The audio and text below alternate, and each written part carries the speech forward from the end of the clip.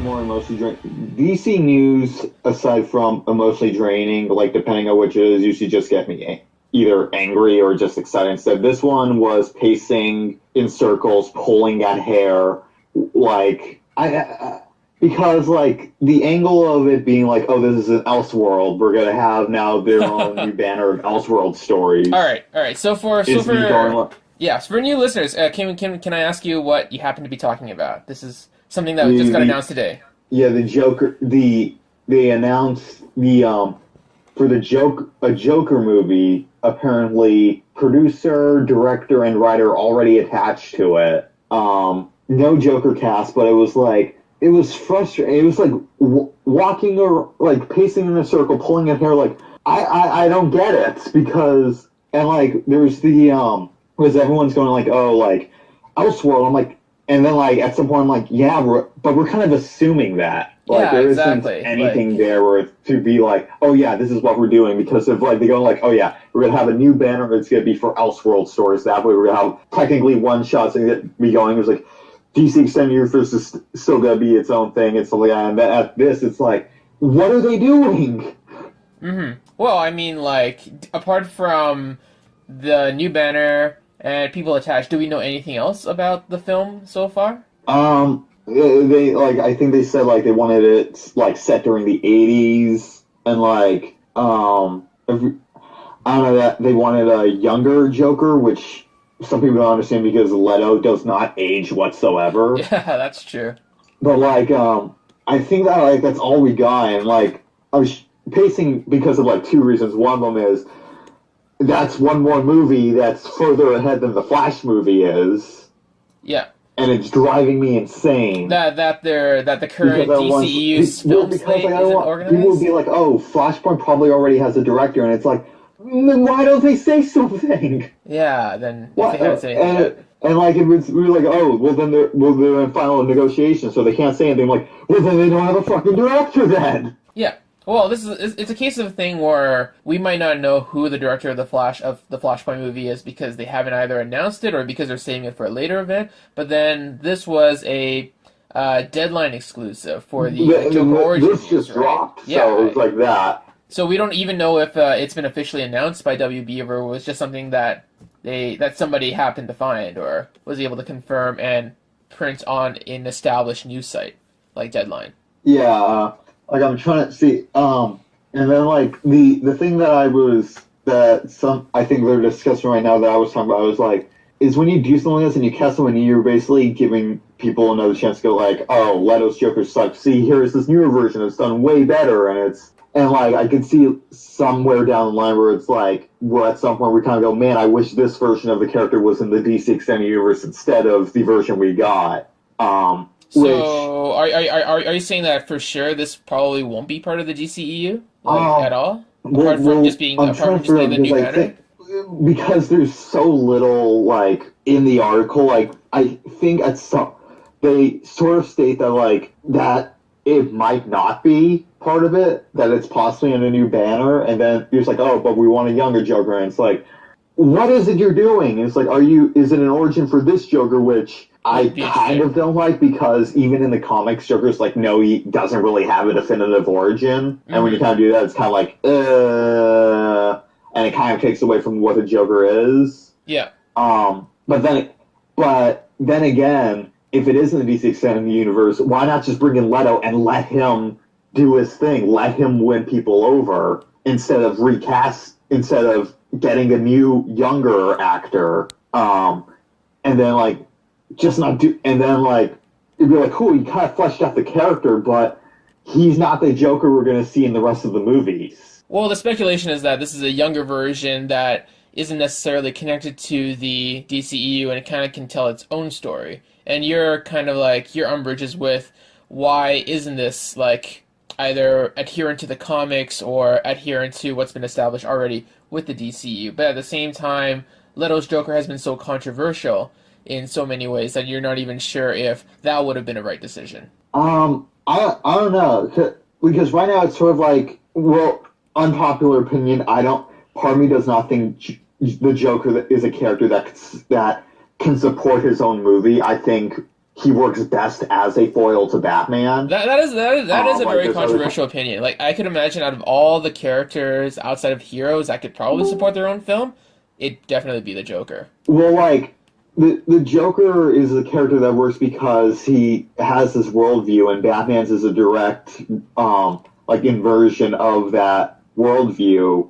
So it works because they can play off each other in that area. That's true, yeah. And I think that's what makes, like, the Dark Knight so entertaining. I think that's why people want to see Batfleck fight Leto's Joker so badly. Not just because it's because, like, the reason why I feel this rivalry has extended for so long is because they are just really good reflections of each other. Yeah, they're dynamic Ways, opposites. so, like, They kind of have Superman. different, like, opposing ideologies. Like, one is, like, the Yeah, embodiment of yeah, chaos, and then one the when order, and you all do that. something like that where it's like a solo movie, an origin, it's like, well, then how are you going to do that? That's and true, yeah. And it's kind of like you kind of take away what even when you get to the Killing Joke, which is technically still a Joker origin, it still needed Batman to play off of for this kind of worldview thing. Mm-hmm. And his origin is kind of dispersed throughout because you still needed that balance. And even in the origin, Batman did kind of play a key part in the origin. Yeah. So you're saying that there is most likely the chance, or not necessarily most likely, but you don't think that a Joker origin could work solo without some sort of Batman or like some sort of presence of Batman in support. So do you think that there could be a chance that we'll see Batman in this movie? I'm not saying it can't work. I'm just saying, like, it can work, but possibly the thing I can best compare it to was how Sony's doing the Venom movie. In some theory, it could work, but there are chances it won't be as effective as it could have been if it had been more true to what the comics were, what the source material was. Okay. Yeah, exactly. I think you're definitely hitting on a vibe that some people aren't going to be fond of this Joker movie because it's going to have its own vibe and because of kind of like the establishment of what we've seen so far within the DCU and how it hasn't really been established yet. Like, we're only about, 4 movies in now, and it still hasn't really felt like the universe has cohesively been put together in a way, in the same way that the Marvel Cinematic Universe has by that point, right? So it'd be... Well, yeah, like, and the MCU is a big, vast place, like, at this point, where it does feel like an actual universe, while this one's sort of like this, okay, I can see it sort of forming, but we still don't have a good idea, and then it's like, oh, before we finally get this up, let's start branching out. I think an idea is like, is like a tree where, like, as it's not fully formed yet, it starts sprouting more branches. Yeah. Well, I mean, like, yeah, of course, you gotta have a solid, like, trunk first before you can extend the branches, and I guess what we're kind of saying is that Batman v Superman, Suicide Squad, and Wonder Woman haven't really gone to that point where you can go far beyond just being set within that particular universe. Yeah. Okay. But, like, then there's also the problem that I've seen, like, and it's, like, already happened, which is there is a lot of confusion about it, where it's like, oh, is this in the DC universe? Like, the first, like I think 5 minutes after this article went live, there was another article going, Jared Leto recast in the DC Extended Universe. It's like, no, that's not what happened. And it's like, and then like,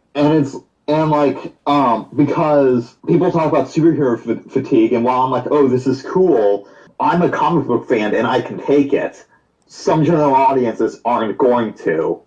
Where it is sort of like this, like, okay, how's this going to work? Where it's like, how many DC movies are going to be released a year now? Because it's already like, okay, we're going to have like 3 DC extended universe movies, we've got like, so okay, many then we're gonna have like movies in the another. stages. Then we're going to have a DC Elseworld movie released along with them. Yeah. Where it's like, it isn't like, I don't think it's like Fox and Marvel where they can kind of get away with that.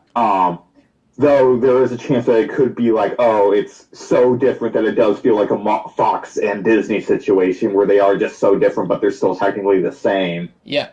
But there is the chance that you just hit fatigue, because the thing also is that Fox and Marvel, for the most part, aren't dealing with the same characters. That's true, yeah. Well, the Marvel Universe itself is so big that Fox is able to play with their own set of characters, while Marvel under Disney has been able to work with their own set of characters. They don't necessarily have to intermingle, but they've both been able to kind of create something like a whole universe with all these franchises and characters. And yeah, that's true, because I was thinking about how Spider-Man with Venom could kind of work as its own standalone, but then could later be added into the current MCU continuity.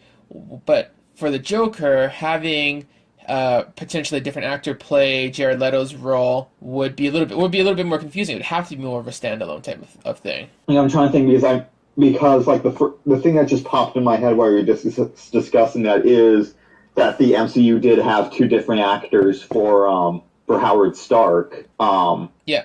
They had Dominic Cooper. Yeah, Dominic Cooper. They had Dominic Cooper as the younger Howard Stark, and then they have an older Howard Stark, and it's two different actors. Yeah, and it kind of works. Yeah, well, I feel that's like also like a huge lifespan. Exactly. Well, it makes sense because it's within like such a large time frame from a young Howard Stark to the older and father of Tony Stark that we see in the later movies. Yeah, and then while with this, it's like it's sort of like there isn't as large of a time frame. It's almost like the X-Men movies where it's sort of like, okay, and in 10 years James McAvoy is going to look like Patrick Stewart, and it's kind of like no, and your mind just rejects that. Yeah, exactly. Because it's just like, no, that's not right. That's not how it goes. But it's like no, that's what the continuity is.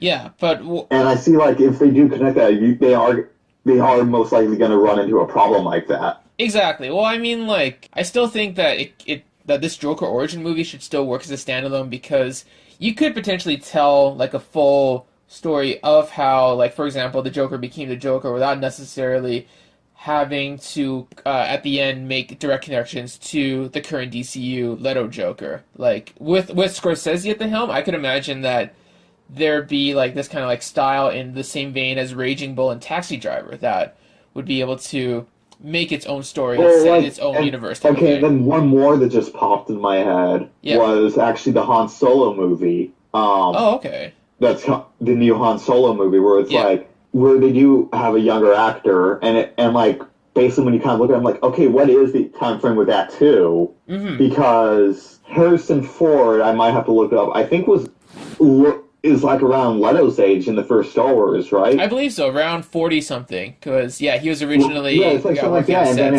something like that, and it's like, okay, so it could work, possibly, because that's, Disney's actually doing it, so I'm like, oh, that just popped in my head, so it's like, okay, they could actually go that route, but then again, there are people kind of going like, huh? Like, it was like, how did he turn into that in just how many years? Oh, that's true, actually. Yeah, now that I think about it, like, do we know the kind of like the time frame of how in the past the Han Solo solo movie will be set between like then and then where we first see Harrison Ford in the beginning of A New Hope? Is it gonna fill the gap? I'm trying to figure out like the actor's age. I think like at most it's about like 10 to 15 years or something. Yeah. Or like. And again, at most, I think it's that many. I don't think it's like a 20-year span or like nearly as long as Howard Stark. So it's like, so now I'm kind of like, okay, they can kind of do it, but it'll still be weird a bit. Yeah, exactly. Do you know what this kind of reminds me of? Did you ever watch Looper? And you see that Justin Gordon-Levitt with Bruce Willis. Yeah, and then you kind of see there's like this long montage that kind of like transitions Joseph Gordon-Levitt's character. He's getting older. He's slowly balding. All of a sudden, he becomes Bruce Willis with a toupee. It's pretty amazing once you see that. And that kind of transformation is actually kind of hilarious in its own way. In my head was a really awful morph effect. Yeah. With whoever they cast as the young Joker and Jared Leto. Well, I don't necessarily think they would have to do that, but, well... And I'm trying to figure out, but then, like, again, I'm still also bothered with, like, it's like, oh, we're this far ahead. I'm like, yeah, but where's The Flash? And then, like, other people's like, yeah, and where's Man of Steel 2? And it's like... Those are very good questions, to be honest. Like, can you focus on the trunk of the tree before you focus on the branches? Yeah, exactly. That's kind of where...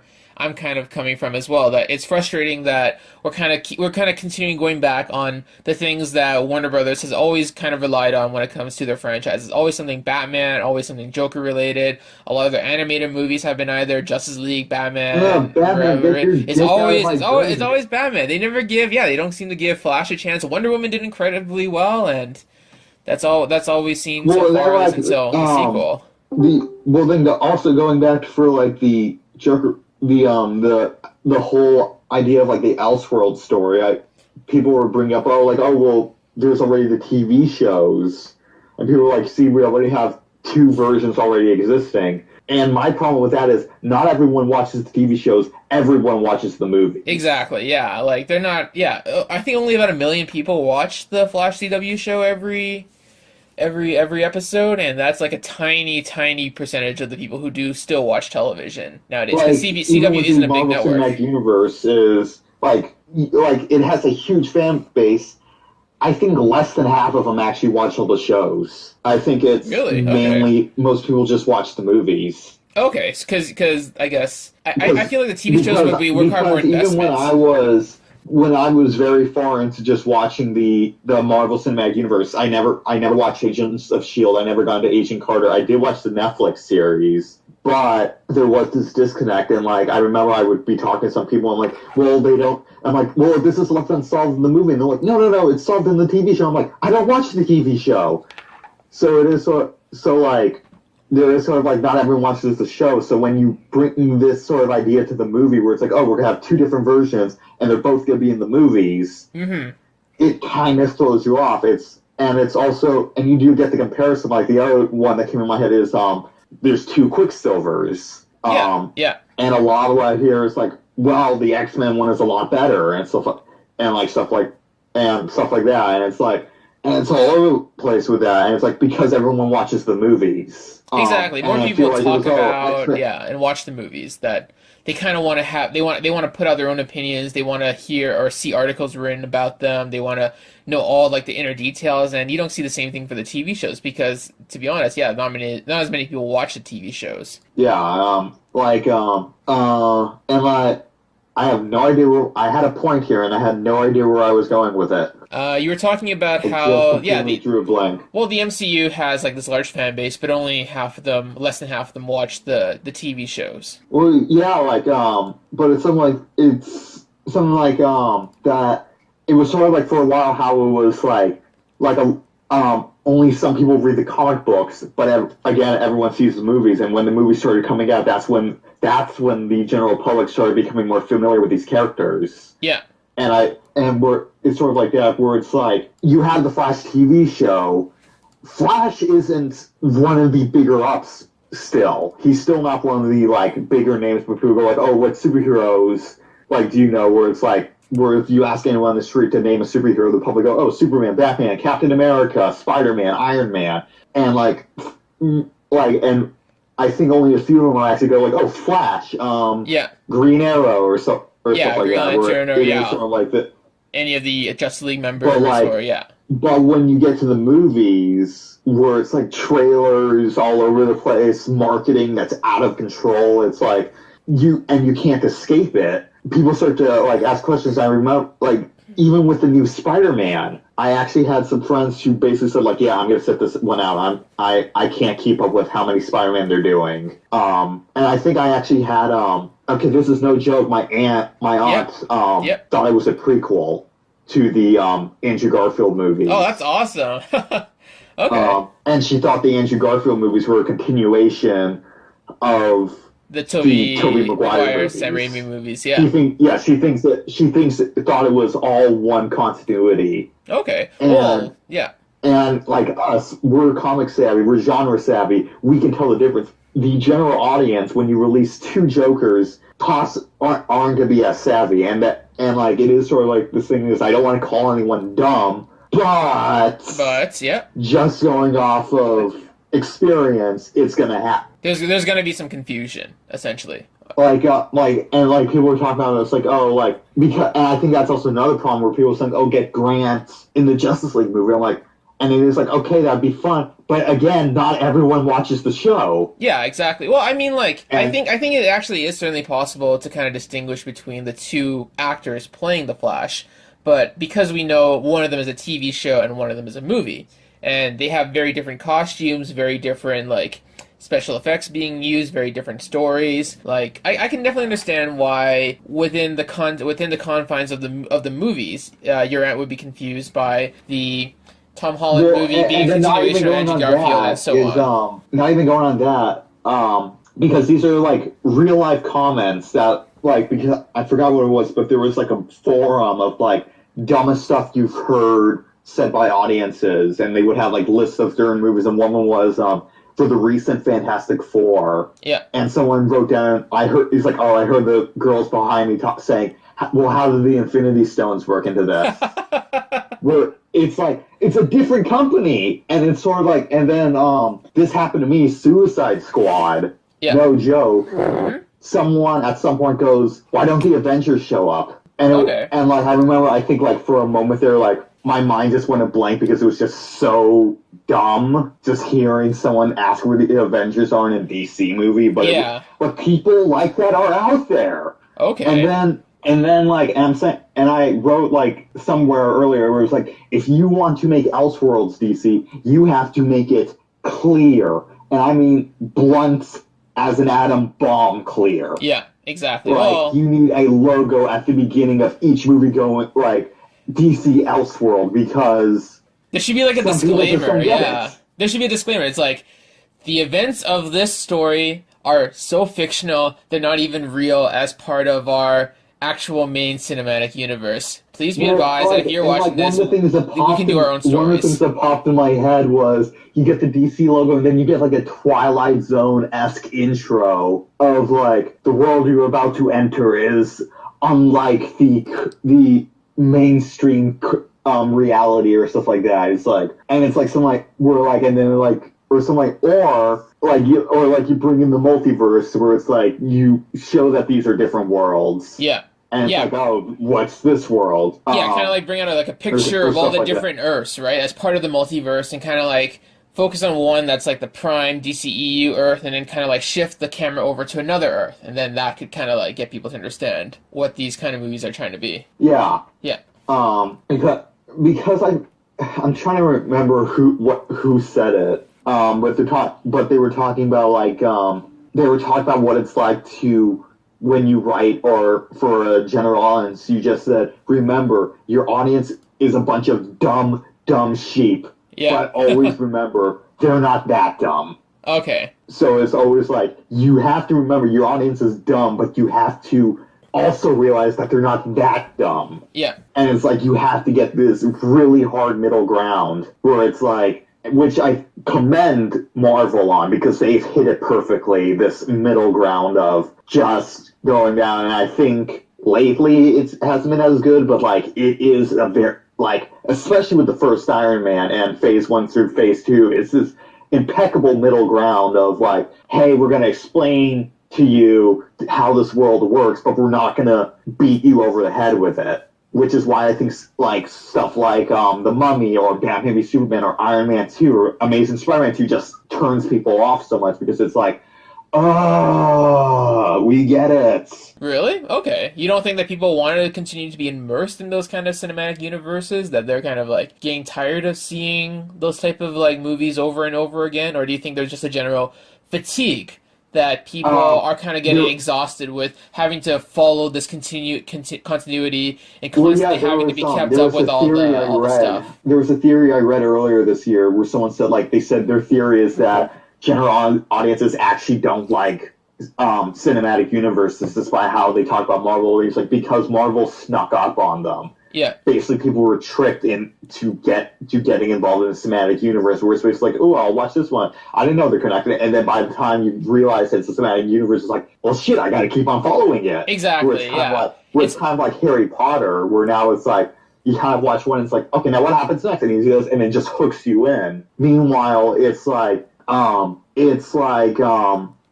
is sort of like this. Gets you hooked in the first one, and then it's like, okay, now we're going to start unloading all this stuff. Yeah. And that's why I think people are talking about, like, you had to, because this is the thing I will also give Marvel, because, and it's the one part I agree with, but no one seems to bring it up on why DC should have done solo movies first, is because people talk about, like, no, it builds the characters. Like, no, it builds the world. Yeah. That's what it does. Okay. Where it's like, because if you analyze the Marvel Cinematic Universe, it's planned how each movie, the order of the movies that come out.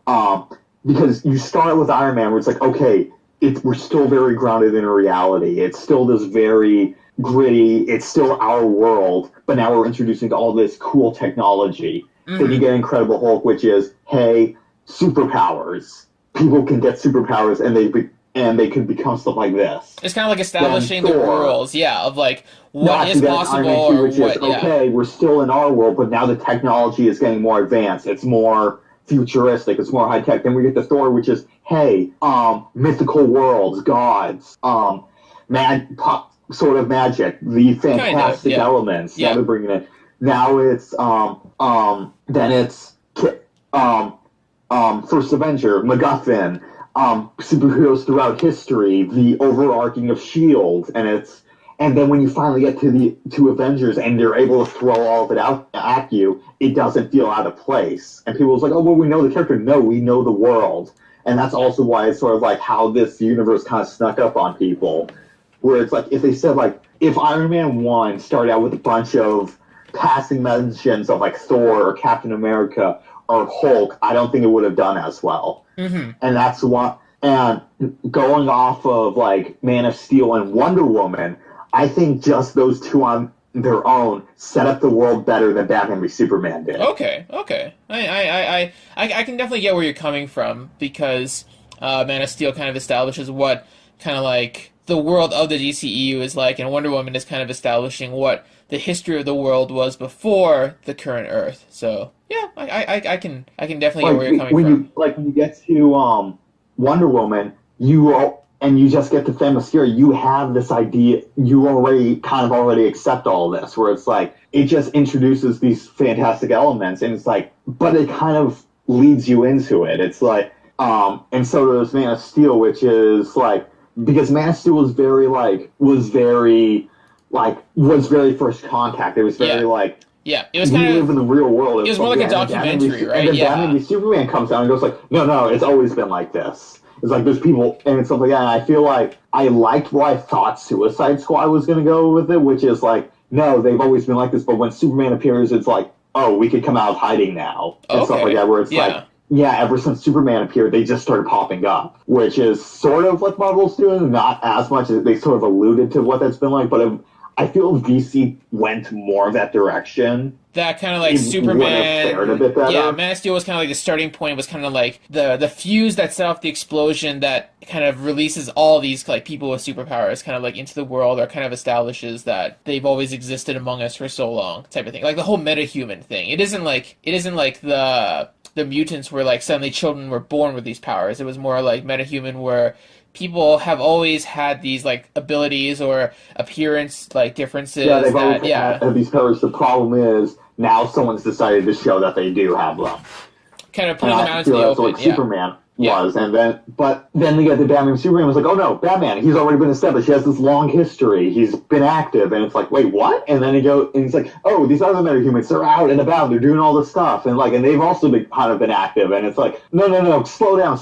And it's like, no, we're gonna keep on going. And it's like, no, you need to slow down. And then when you get to Wonder Woman, it does build this world where it's like, we know about Wonder Woman, we know about the Amazons, we get a better idea of the mythos of this world, the gods and everything.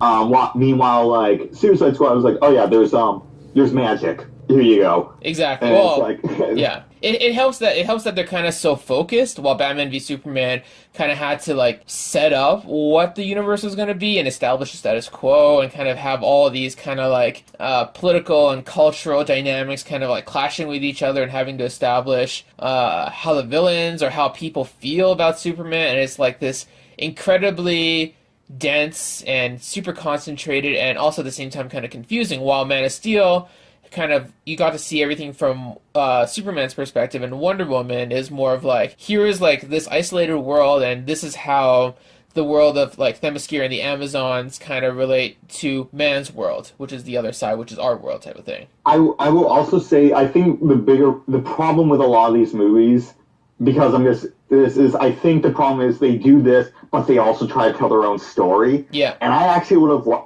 liked if, say, Man of Steel 2 or Batman v Superman, if Man of Steel 2 was the follow-up, was sort of like this, no, you showed yourself, you leveled Metropolis, you can't just expect things to go back to normal. Like, people are going to see that, and they're going to see that as a sign of something. Whereas now, like, no, people are going to start popping up, you can't go back to how it was. I think that's kind of where we're at, yeah. Rather than let's do all this kind of stuff. It's like, where it's like, oh, let's do this, but let's also tell this other story. It's like, yeah, because that's also what The Dark Knight was, which was Joker going like, no, you brought me out here. You can't expect to do what you did and then for everything to go back to normal. Exactly, yeah. Like, once somebody pops up, there's going to be more that come out of the woodwork because you've changed what the status quo is. You've changed what the possibilities are. You've given, like, these kind of like heroes and villains the opportunity to pop up and be able to kind of make their own name for themselves type of thing. And that's what I kind of like about the DCEU is that there's always like this long over-connecting thing, like how in Suicide Squad, Amanda Waller brings out and creates Suicide Squad because of the potential power vacuum and the ability to like or the motivation to create teams of metahumans in order to combat people like Superman, and thus kind of change how that dynamic works as well. Well, yeah, like, and then there's like the thing I also see with it is Batman with Superman and Suicide Squad I see as total like opposites of world building, because Batman with Superman's like, ooh, like we're gonna tease this in the back or stuff like that, and Suicide Squad is like, oh, here it is. Where it's like, oh, El Diablo, who's a metahuman, is like, wait, whoa, what? And it's like, oh, yeah, he's been active for years. He's shoots fire. He's on our team now. It's like, no, slow down. It's like, back up, because at first, like, we thought Superman was the only one. It's like, no, we got him. He's been on the streets of LA, completely unchecked. And it's like, what? Yeah. And then, like, it's stuff like that. Well, the difference is that El Diablo probably wasn't, like, a super big name. Like, of course, like, he was in jail for a while, and he did probably, like, hurt people by setting them on fire and stuff, but I guess he wasn't gaining this kind of national news that, say, Superman was able to gain, because he was very isolated and kind of, like, local to this one area where this kind of stuff happened, right? Yeah, Superman did. Well, technically, Zod came down and said, like, no, we're out there. Yeah. We're among you. And, oh, by the way, here's the whole block of a city gone. Mm-hmm. That's true. So it was like something. Yeah. It was something like that. Though I can say the DC Extended Universe hasn't been the worst in this department. Because I saw The Mummy this year, and woo! Oh boy. I saw that too, and I don't know. Wait, are you thinking in the same context of like how there have always been like these monsters and kind of like these people with strange powers out there type of thing? In just terms of world building, I think the Dark Universe is the absolute worst. With only one movie to judge, wow, yeah. No, because people talk about this. So imagine if they had Batman v Superman, but instead of having the email scenes, all the Justice League members were full-on characters, or they got full-on cameos, where they showed off their powers and did stuff.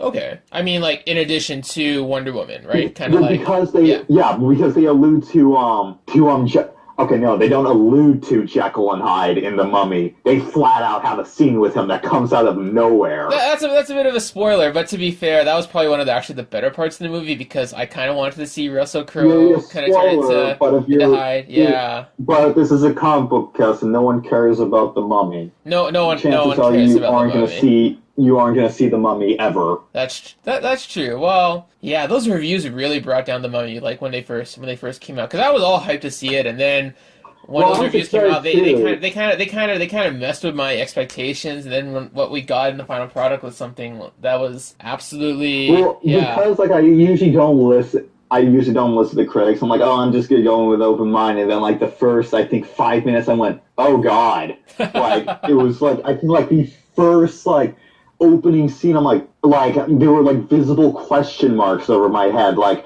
in the first like 7 minutes of just how like thrown apart it was, and like I think Actually, no. The first part that threw me off is the logo that they flash at the beginning. Oh, you don't like that logo? Yeah, that's true. Well, because it's very presumptuous. I saw because I saw The Mummy twice. The second time I brought a friend with me just so I could watch his reaction the entire time. I paid no attention to the movie. Okay. Actually, no. Because I could not find the forum for dumbest things audiences have said during movies for The Mummy, because I had one for there, and the dumbest thing I heard during The Mummy was, "Can you please quiet? I'm trying to watch the movie." But I was describing to my friend what the logos was. I'm like, okay, you know the logo that Marvel has in front of like Doctor Strange and Guardians of the Galaxy 2 and like Spider-Man and Spider-Man Homecoming. He's like, oh yeah. I'm like, okay, cool. Imagine that, but at the beginning of Iron Man when it first came out. Yeah. Because you're kind of throwing, you're shoehorning in all these characters and stuff, and then right? He's like, yeah. Oh, and then we watched it, and then the whole time we were just from leaving the theater, the screening room to like the lobby of the theater, we were just throwing back plot holes that we found. Mm-hmm. We were just throwing back and forth all the plot holes. I'm like, and then as soon as we reached the lobby, I said to him, I'm like, "So you ready for the next one?" And I am totally ready for the next one. Yeah, exactly. I'm kind of the same way. I think the next one is going to be Bride of Frankenstein. And it is Bride of Frankenstein. Yeah, I'd be moderately interested to check that out. Yeah. I find it interesting.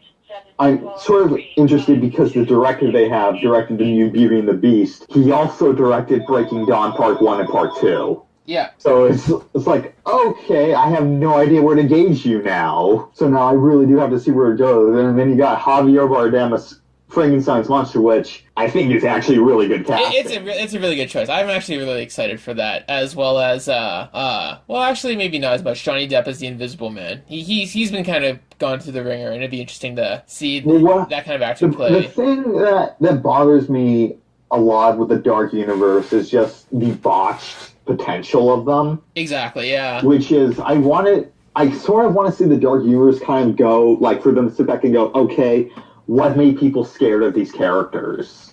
Because now they're sort of like, ooh, Dracula, they're like all over the place. They're basically like now they're the kid monsters. They're the monsters you can show your kids because like they can't handle like Jason Voorhees or Freddy Krueger or Slender Man or like any of the other stuff.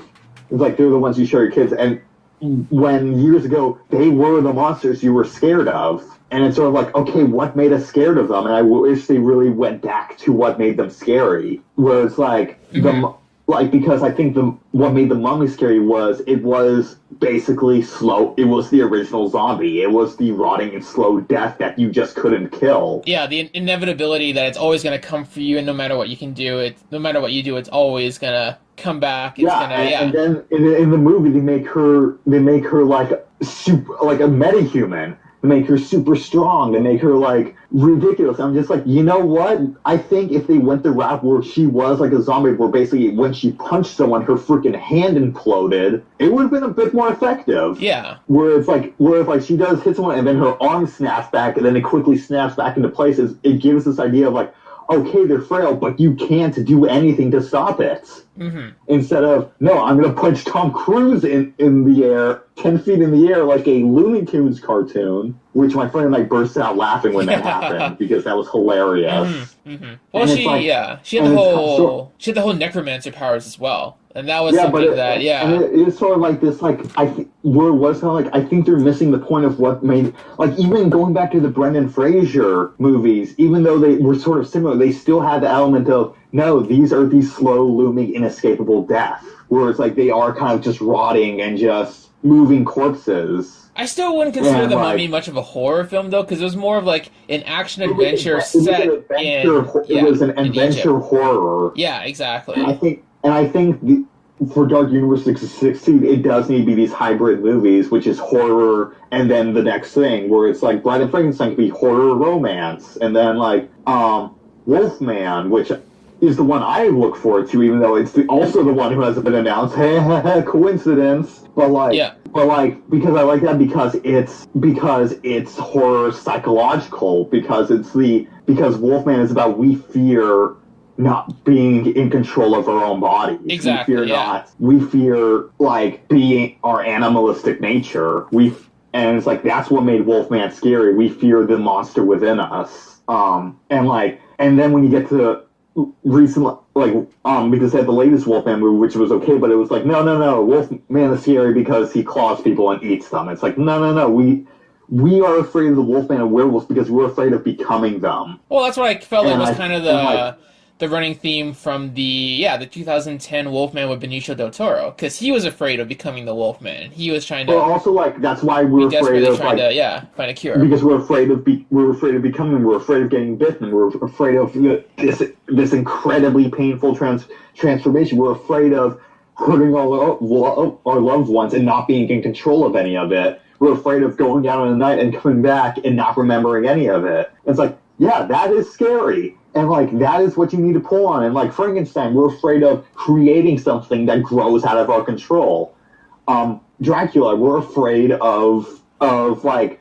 The stranger, kind of, yeah. Of, like, strangers who basically can destroy our lives. And, like, we're afraid of just that immense power that Dracula has, where he is kind of like this, like an unstoppable force, but he kind of just creeps his way into your life, and you don't realize it until it's too late. And then Invisible Man is kind of like being consumed by your work and letting madness overtake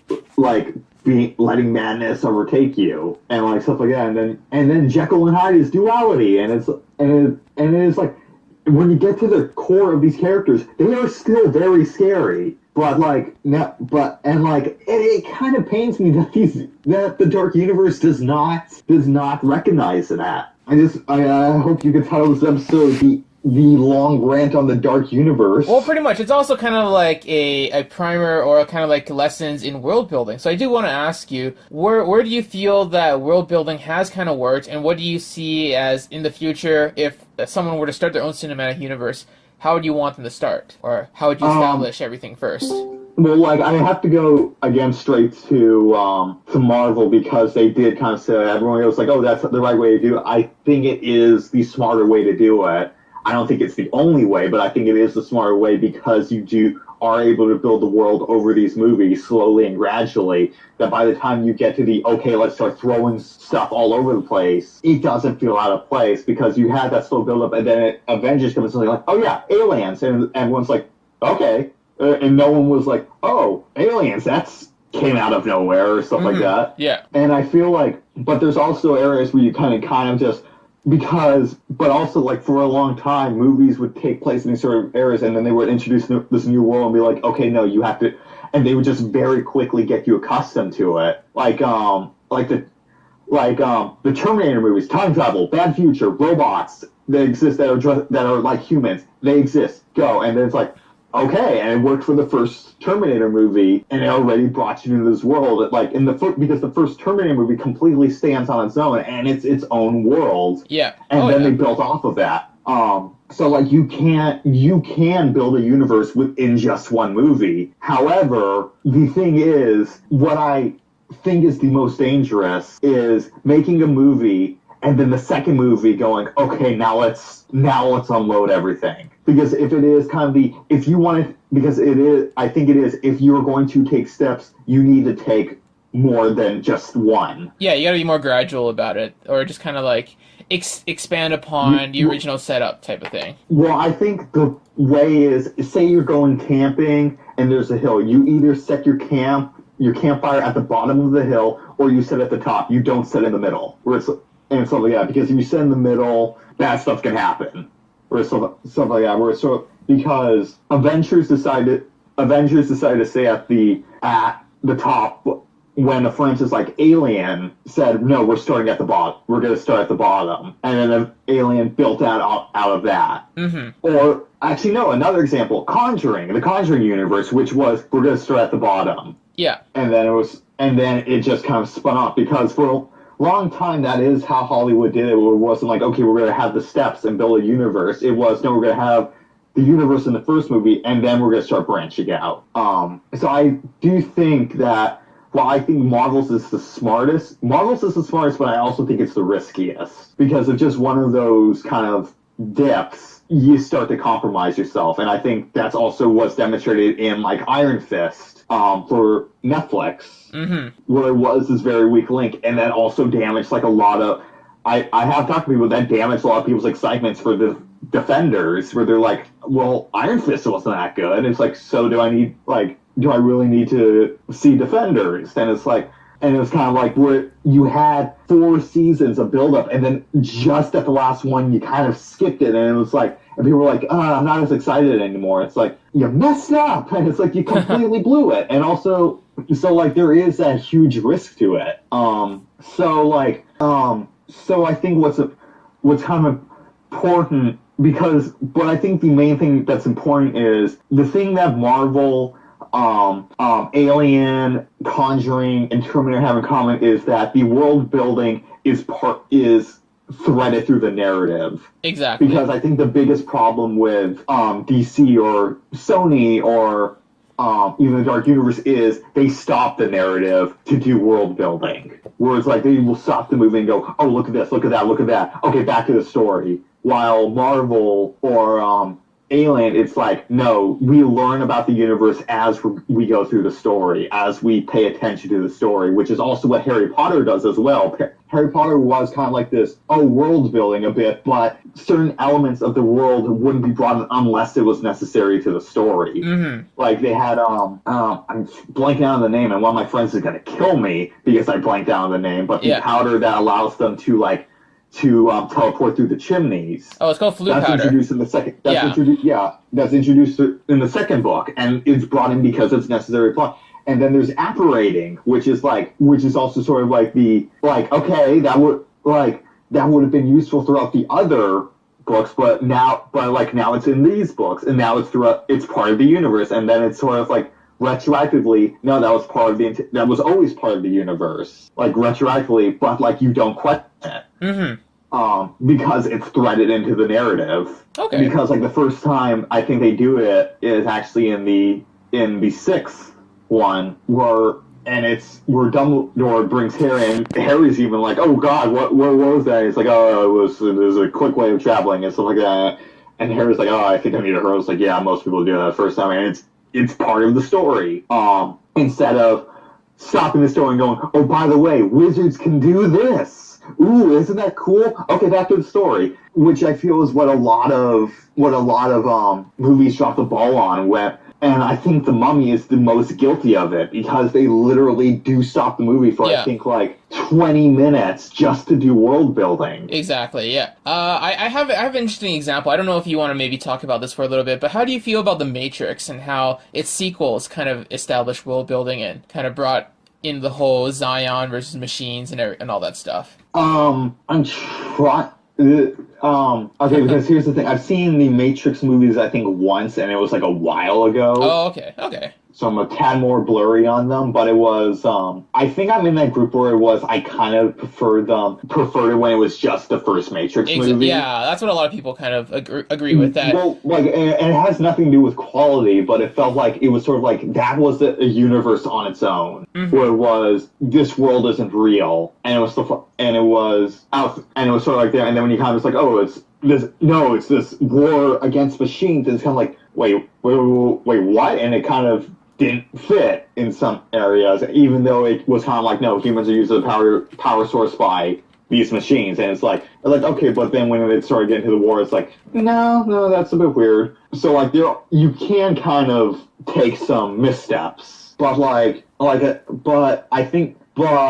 no idea where my mind is going with this. Okay, we'll probably start wrapping things up a little bit, but overall. And then, we're also just going, like, the other one I can think of is Inception, where, like, just in this first movie, it sets up this whole universe that is just ripe for all these other movies set in this universe, where you can explore all these other dreams, and it's just in its movie. It's ripe for all this stuff, and it didn't need a build-up for like, universes. Like, it could have a sequel or a spin-off that has nothing to do with the first movie, has none of the main characters, has no mention of it, but it's set in the same universe. Yeah, exactly. Well, as long as it's part of the narrative, right? As long as what the characters are going through kind of establishes, or like, if, for example, in Inception, right, they have to kind of go through the process of going into the person's dreams and kind of establishing what the rules are, and then throughout you can kind of set the stakes and kind of what the limits are of going into somebody else's dream. But that's a way of like because it's threaded through the narrative, because they have characters who don't know this, and it's explained to them as it's explained to us. But it's able to create, but it isn't like let's also stop the movie to explain it. It's no, we're gonna explain. It's like walk and talk sort of thing, instead of no, I'm gonna stop right here so I can sit you down and explain it to you.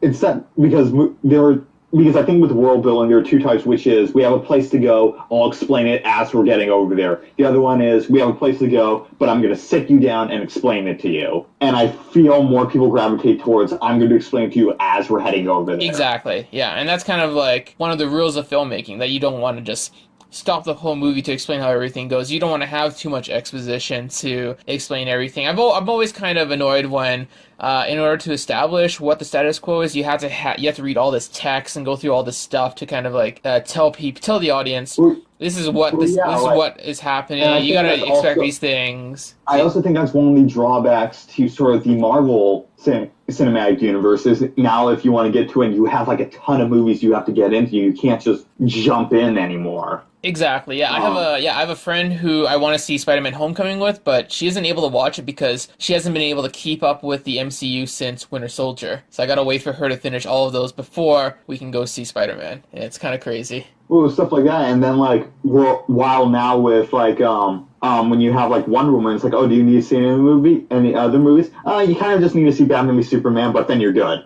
And it's like, and you don't even have to see Man of Steel for Wonder Woman. You don't have to see Suicide Squad for Wonder Woman. You can just jump in. And I'm like, okay, that is kind of cool when you do something like that. Which I could commend DC on. But also going back, that's also a problem with Elseworlds. But that's also a strength of Elseworlds, is you don't need the follow-up. You can just jump in. Exactly, like... We went full circle, hooray. Yeah, I know we somehow managed to get back into the whole Elseworlds story. So overall... Are you happy with the news of the Joker origin movie, or do you feel like you need more information before you can make a reasonable opinion? I'm cautious. I wouldn't say cautiously optimistic or cautiously pessimistic. I'm just cautious. Where it's like I don't think there's enough news for me to form an opinion yet. Okay, is there any one like piece of news that could come out that would either cement your opinion on whether you want this movie to happen or that you don't want this movie to happen? Is there like one single like inception point, say for example, that would make you? DC moves ahead with Flash movie. Okay, I think that would do it. That would do it. If you feel what if the Flash movie got delayed because of making this Joker movie? Oh, I'd be pissed. You'd be pissed. Belief. What if it was the other way around? That because this is going to be a project that's coming up as a result of the Flash movie. As a result? Because of like, say for example, the whole Flashpoint thing. In some sort of like crazy way that Flashpoint kind of expands the whole DC multiverse. Type of well, now we're getting to Flashpoint, and I have my own can of worms with that thing. Exactly. Okay. Well, we'll probably save that for like another podcast. But like I said, we'll probably start wrapping things up here. Thank you for joining me. Sadly, Angry Black Manta wasn't here for the day because he went to go see Dark Tower, and I was like, his replacement. No, I mean like he's still my like main podcasting partner, but we're still gonna do our Defenders review on Thursday. Exactly. All right, and I will be there. Will you be there? About the Mighty Ducks. Probably. Sounds good. I actually wrote a page of notes, mostly of questions and plot holes and other confusing elements of that show that I do want to get answers from you guys, because I was completely lost when I was marathoning that. All right then. Alrighty, well, sounds good. That was another episode of CBM Voice Chat. Thank you again for joining me, Hank, and to everyone else. Welcome. Yeah, we'll see you next time. Take care, everybody. Bye.